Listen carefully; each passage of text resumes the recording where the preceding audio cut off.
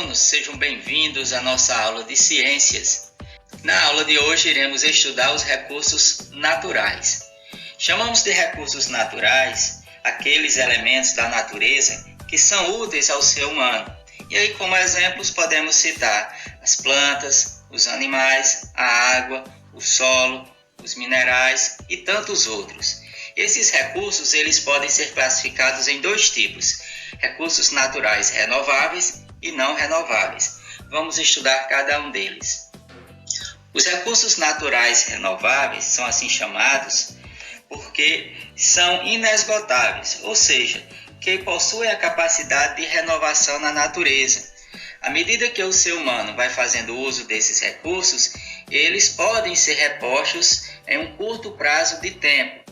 E aí, como exemplo, nós podemos citar as plantas e os animais. Já os recursos naturais não renováveis são aqueles que não podem ser regenerados ou reutilizados. Esses recursos existem muitas vezes em quantidades fixas na natureza. É o caso do petróleo. À medida que o ser humano vai explorando o petróleo, a tendência é dele se acabar. Por quê? Porque ele leva milhões de anos para se formar na natureza. Então, isso impossibilita que ele possa ser reposto em um curto prazo de tempo.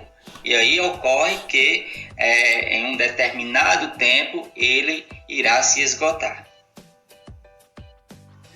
As fontes renováveis de energia são aquelas que se renovam diariamente, ou seja, aquelas inesgotáveis, aquelas que o ser humano ele pode fazer uso delas sem se preocupar com o seu fim. E aí, como exemplo, nós podemos citar a energia eólica produzida a partir do vento, a energia solar produzida a partir do sol, a hidrelétrica e tantos outros que nós vamos ver agora. A energia hidrelétrica. Essa energia é aquela obtida pela força das águas.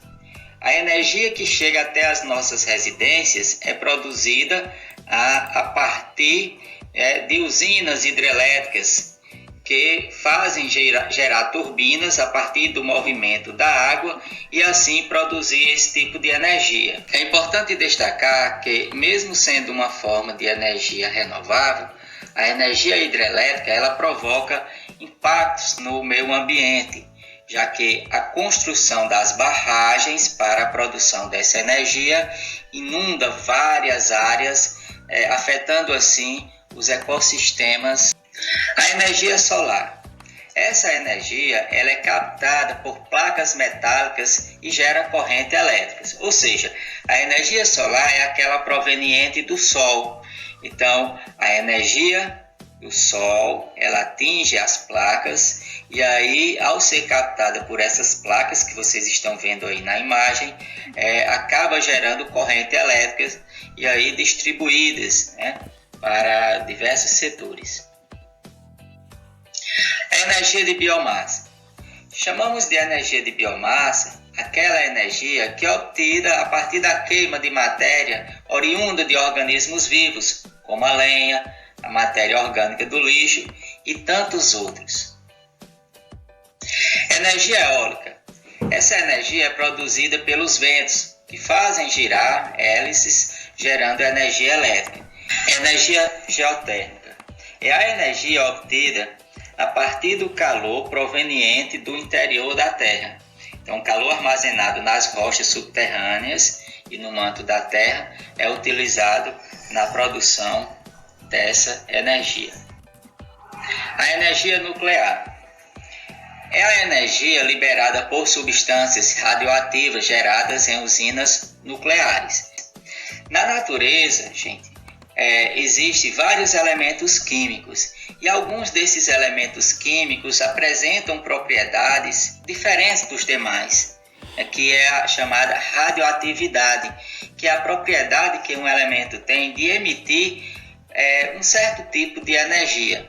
Então, esses elementos eles são utilizados na produção da energia nuclear. Como exemplo, nós podemos citar o urânio, o rádio, polônio e tantos outros elementos químicos utilizados na produção desse tipo de energia. Bom, gente, assim finalizamos nossa aula. Obrigado a todos pela atenção e até a próxima.